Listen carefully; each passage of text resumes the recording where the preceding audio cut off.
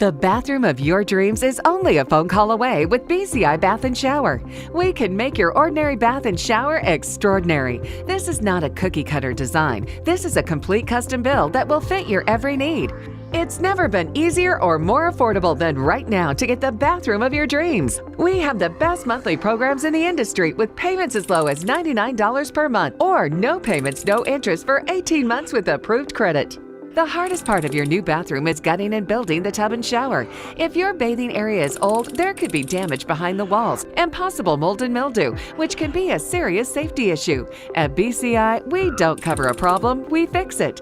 Call now to get a never-clean glass-treated door with a no-track system at half off for the first 50 callers. Factory-trained, certified installers made in the USA and discounts for seniors and military. Call 800-755-0466. That's 800-755-0466.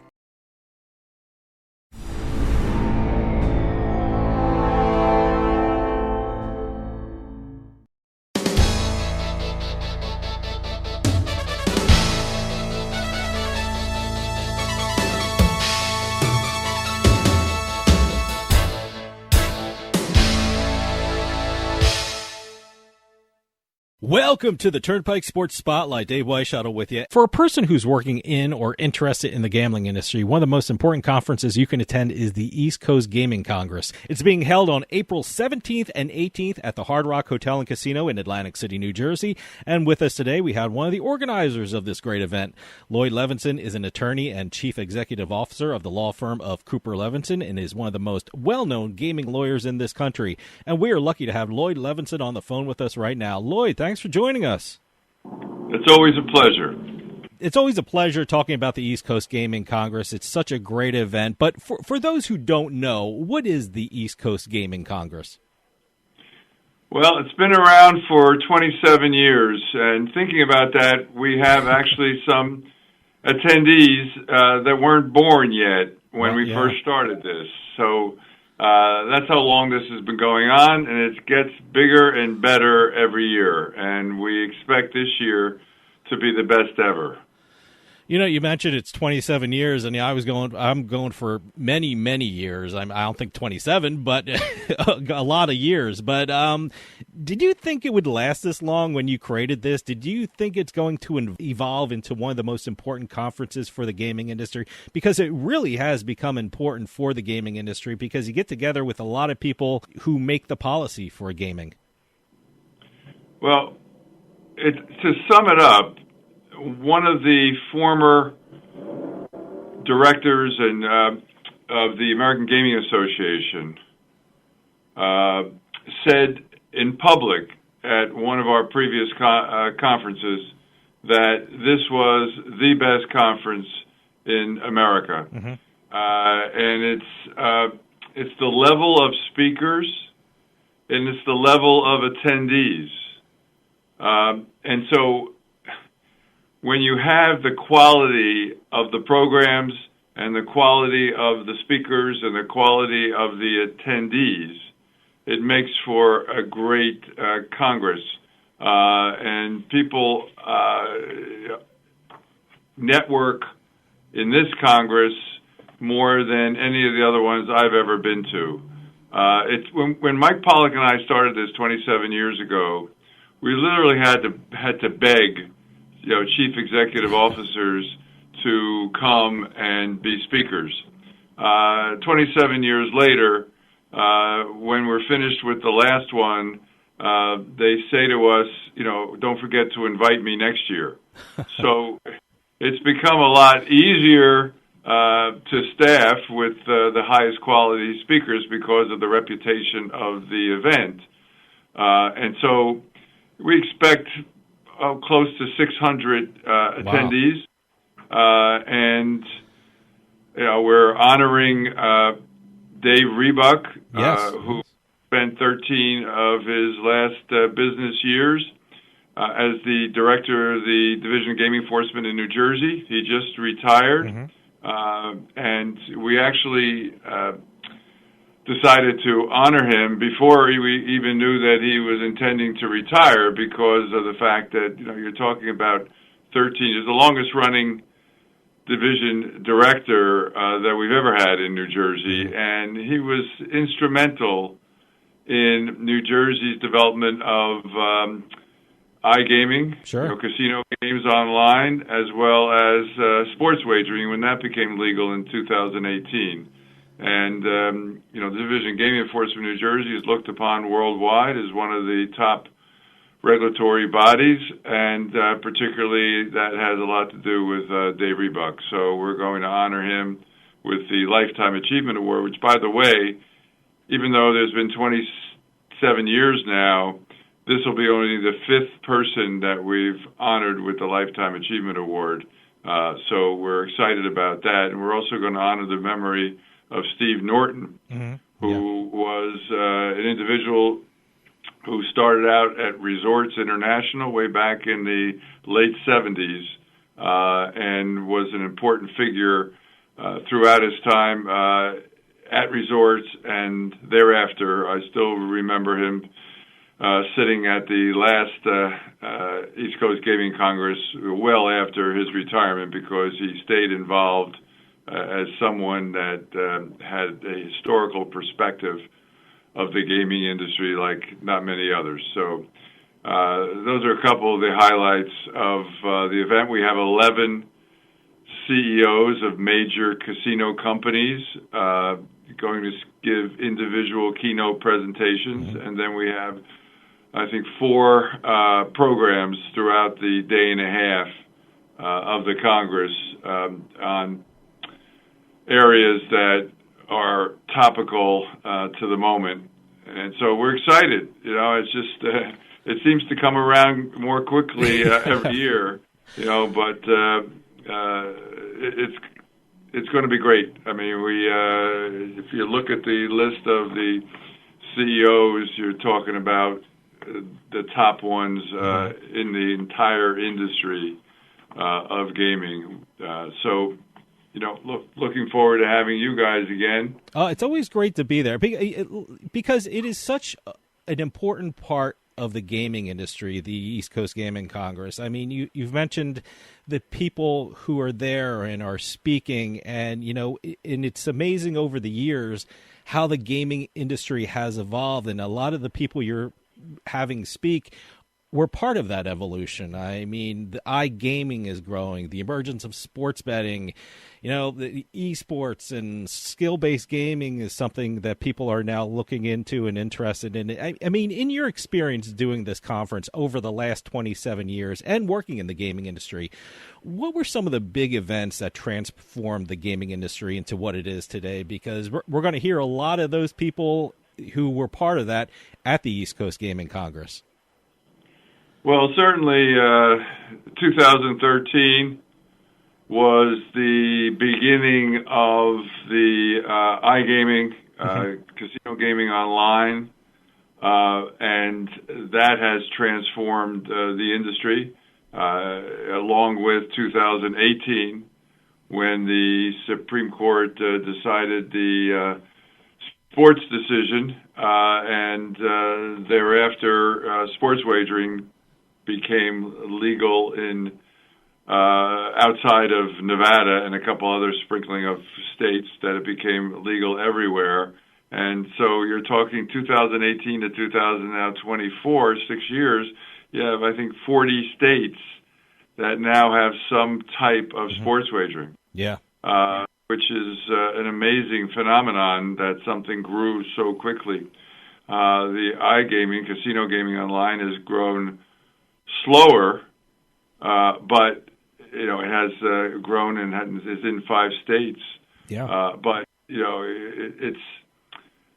it's certainly a way for states to increase their bottom line, and it won't be long until other states come along and join those 5, because casino gaming online actually earns about 3.5 times more than sports wagering for the state. So what's happened over the last few years is the COVID money that has been given to states is now running out, and states are going to need an infusion of tax money, and you know that there's nothing worse than going to the public in your state and saying we're going to raise taxes.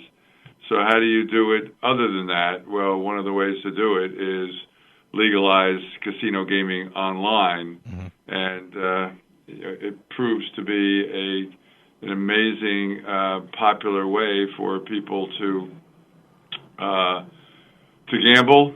And the studies have shown it does not cannibalize brick and mortar gaming, and it doesn't reduce employment like some people have and some unions are saying. It does not. The facts are the facts, especially when you add in live gaming online, where the company like Evolution hires up to a couple thousand people in a jurisdiction that wouldn't be hired were it not for the fact that casino gaming online, and particularly live gaming, is legalized in the state.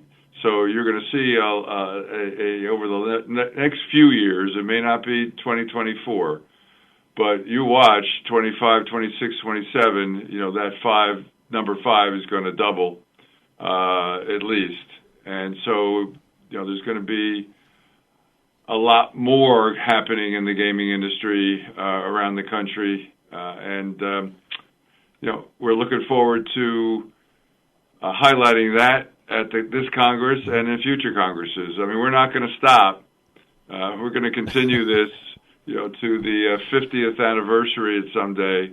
Wow! I may not be here, but my son is Lucas works for me. And he'll be here. So we'll continue it on. Well, let me ask you about some of those big stories like casinos and iGaming and sports betting, and there certainly are the big stories around the country. What are some of the topics that will be covered during this year's East Coast Gaming Congress?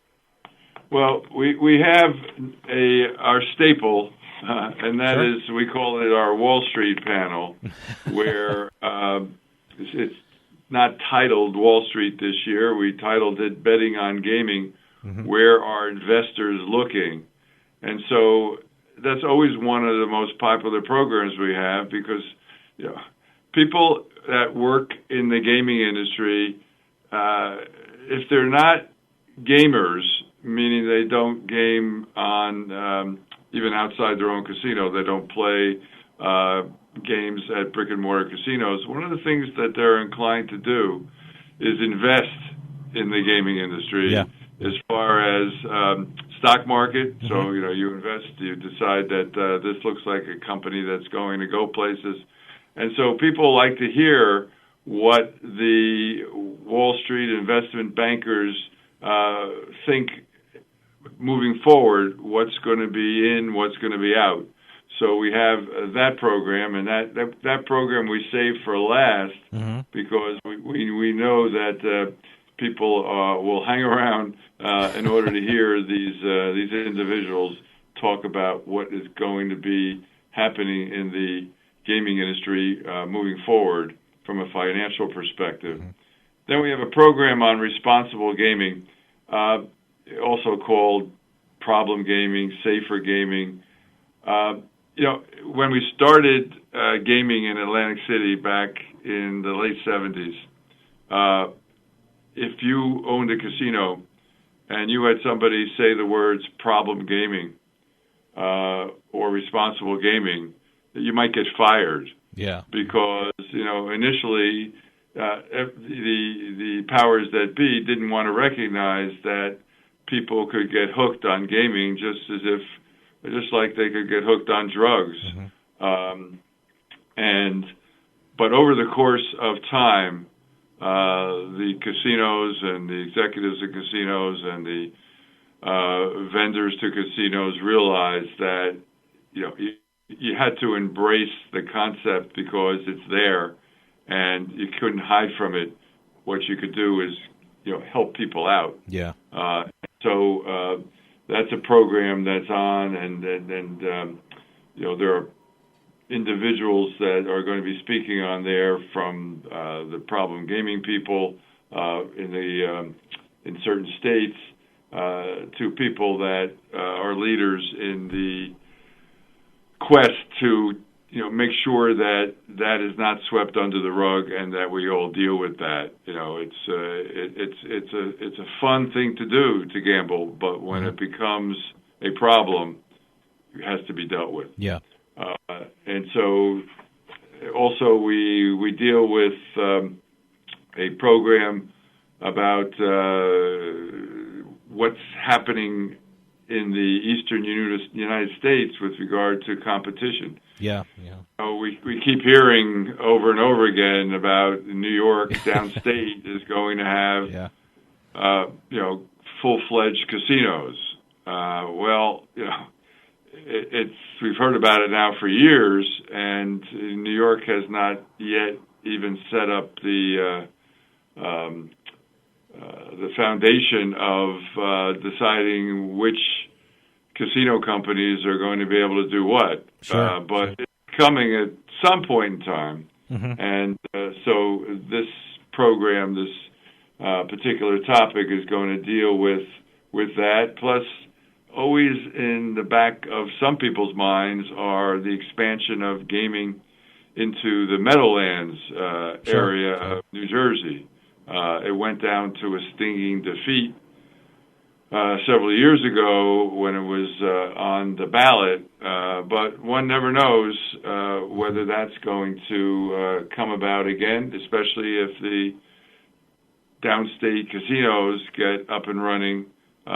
Will New Jersey just be satisfied with Atlantic City, or will New Jersey believe it could compete with New York better with casinos in the Meadowlands? Yeah.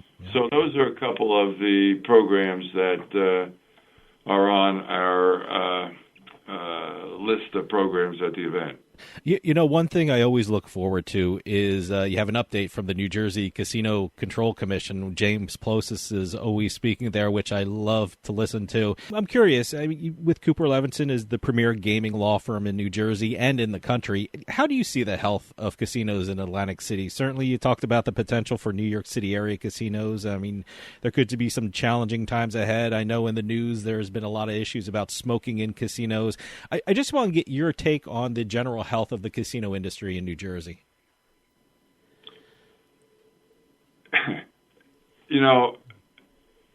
This is a question that I'm asked and others are asked year after year after year, and the people that are the intelligent people that understand the present, past, and future of casinos in New Jersey have often said the eulogy for almost the entire industry, and more currently, of a few casinos, but the eulogy has never been spoken, and I don't think it's going to be spoken because New Jersey casinos in Atlantic City have something that no other location in the country has. It's got a beach. Yeah. One of the most beautiful beaches in the world, not just in the country. It's got a boardwalk. It's got a whole host of casinos on that boardwalk that people can walk down and visit.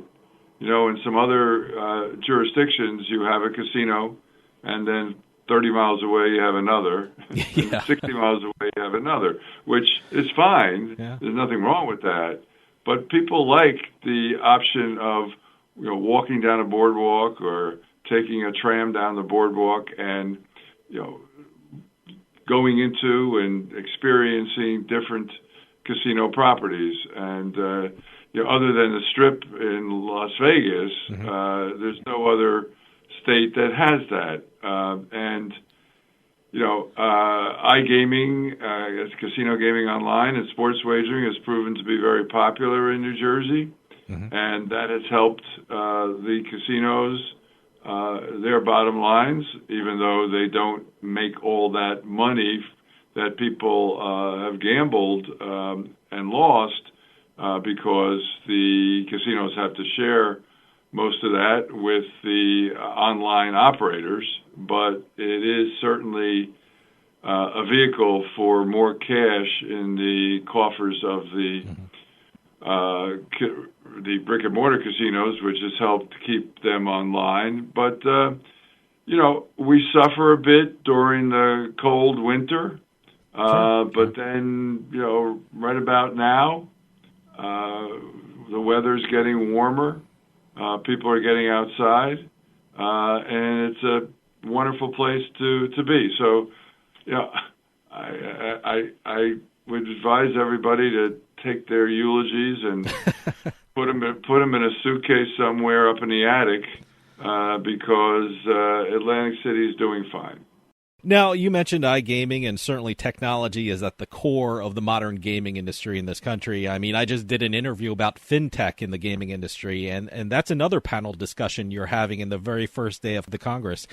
How important is technology to the expansion of the gaming industry, and where do you see the technology headed for the industry? Well, if you look back over the years, emerging technologies has increased the health of the casino industry.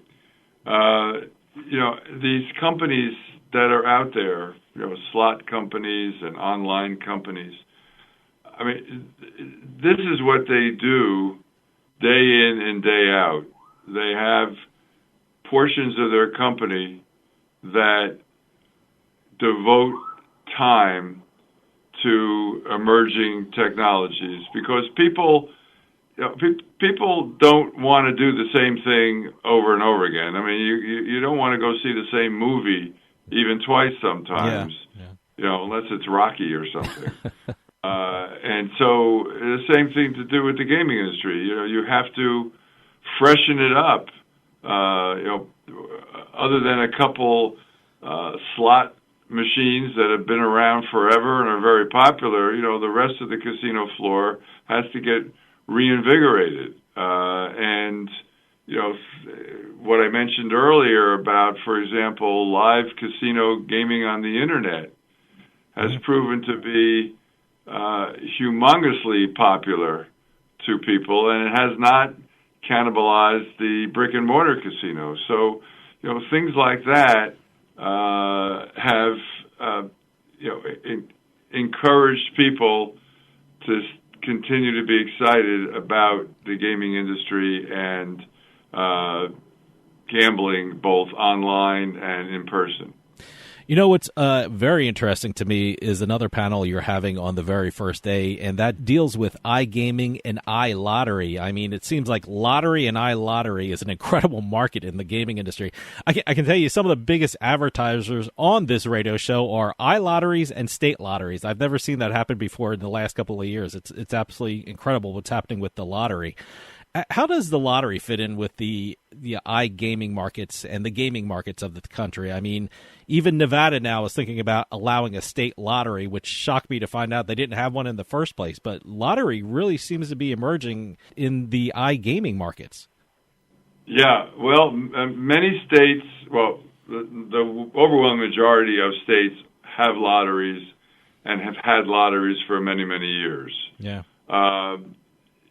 Now, you see the fact that they have lotteries online where you have a choice. You can go into the local bodega or 7-Eleven or whatever and buy your retail lottery tickets, or you can use your smartphone and buy lottery tickets online the same way that you can sports bet or iGame online. And so that has sort of revolutionized the lottery industry.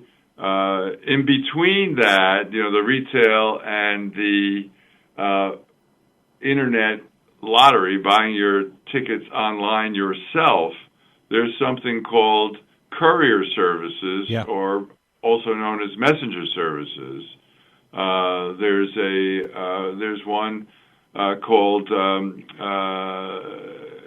NJ Lotto that is about to start in New Jersey and New York, and is in other locations where you don't go into a store, you don't buy your tickets online yourself, you advise this courier service that you want to buy, let's say it's $1 billion Mega Millions situation going on, or Powerball, and you want to spend a decent amount of money at this point to buy lottery tickets, and you don't want to go and wait in line at the store. You open an account with a courier service.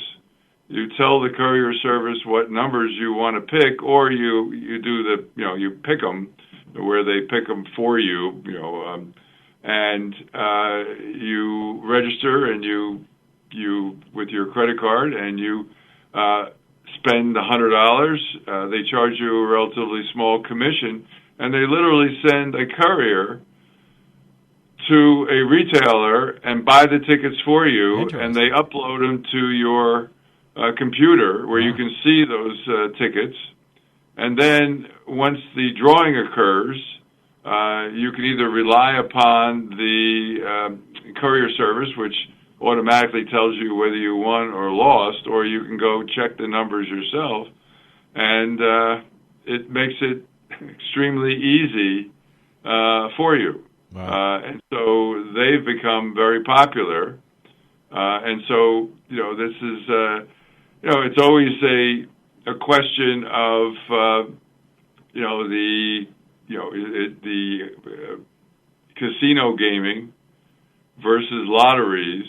And more the lotteries are introducing games that look a lot like casino games. You even have litigation in the state of Pennsylvania, in the Commonwealth of Pennsylvania. You have litigation between the casinos and the lottery because the casinos are saying, wait a minute, you've introduced games that are not legal because they're casino games. And they look and feel and the touch of casino games when you're not legally authorized to have those games. So there's a question of conflict or cooperation, and it's always been a popular program. We've had it over the last couple of years. We've tweaked it every year, but it is a popular program. Now, as you mentioned, you're having a panel on responsible gaming, which I think is so important. And I think a strong program for responsible gaming only makes the gambling industry stronger in this country. And you're having that panel moderated by Sean Flaherty, who's been a guest on the show several times. He's a member of the West Virginia House of Delegates and also president of the National Committee of Legislators from Gaming States. He's a great speaker. I can't wait for that panel.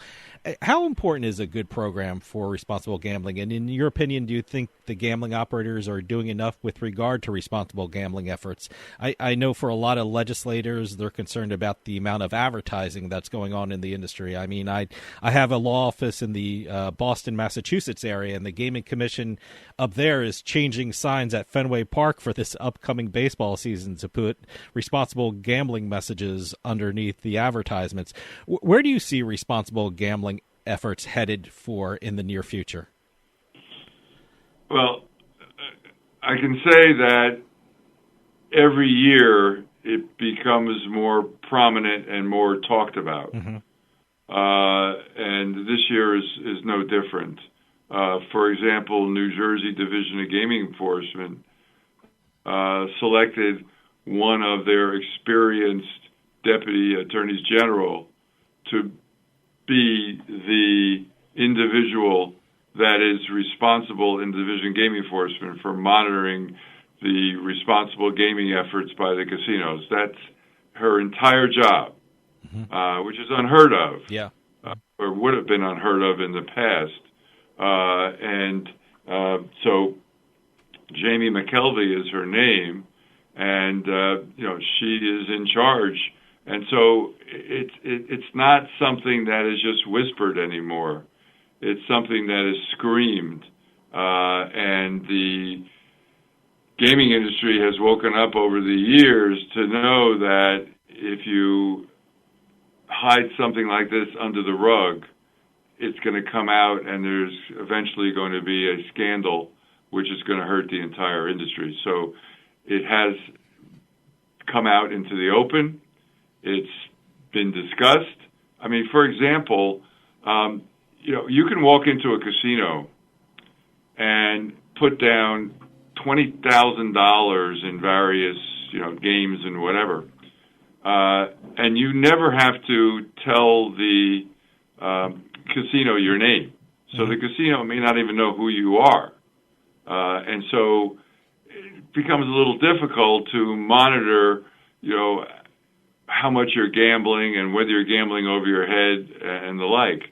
In sports wagering and on the internet for iGaming, casino online, everything you do, first of all, you have to register, and they know who you are because you have to register. You put down your Social Security number, your address, your age, and all that, and they check you out, and they're able to monitor how much you're gambling. Mm-hmm. And you're able to yourself put limits on what you feel you can lose. And in addition, the online operators can monitor that and give messages to you. They can time you out to give you time to think about how much you're gambling. So, it's been a bit of a revolution in the problem gaming aspect of the casino world, and it's continued to be handled in a educational way, and I believe you're never going to stop, people from gambling over their head, mm-hmm. but you can monitor it, you can reduce it, and it's very important because you don't want people. You want people to be entertained. It's an entertainment industry. Mm-hmm. Once it becomes more than that, then we got a problem, and everybody is awake to that now. Now, as you said, you have a panel that has investors in the gambling market talking about what investors are looking for. It's always one of my favorite ones to listen to. Have you seen a gradual evolution in attitudes toward investment in the gambling industry over the years? I mean, I asked that question because I remember talking to a stockbroker in the 90s, and he actually called shares in the gambling industry vice stocks. I mean, but has the attitude toward investment in the gaming industry changed over the years, in your opinion? Absolutely. Just like the attitude towards the gaming industry in general has been transformative over the years. People have made a lot of money in investing in the gaming industry. Yeah. If you look back, I mean, I'll take that company Evolution that I talked about earlier, who's in the live gaming.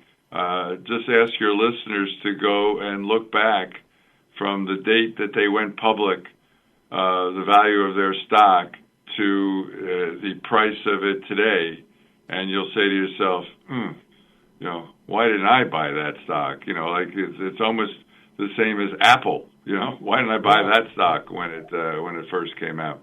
So there are success stories in the gaming industry, far and wide, of investing in companies. Now, of course, like any other industry, there's some companies that didn't do as well. But I think all in all, when you look at investments in the gaming industry, whether they're casino companies or suppliers, you see that those investments have produced increases for the individuals who have invested. So it's not looked upon, hey, listen, when gaming was just in Nevada, people were looking at it as, maybe a dirty industry way back when. Nevada certainly changed that over the years.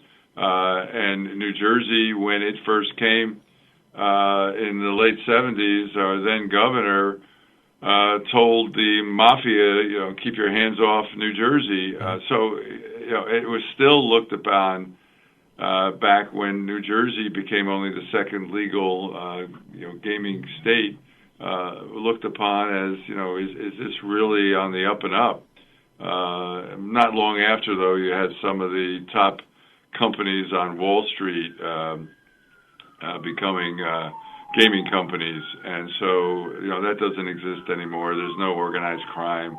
It's as clean a industry as the banking industry or any other of our top industries.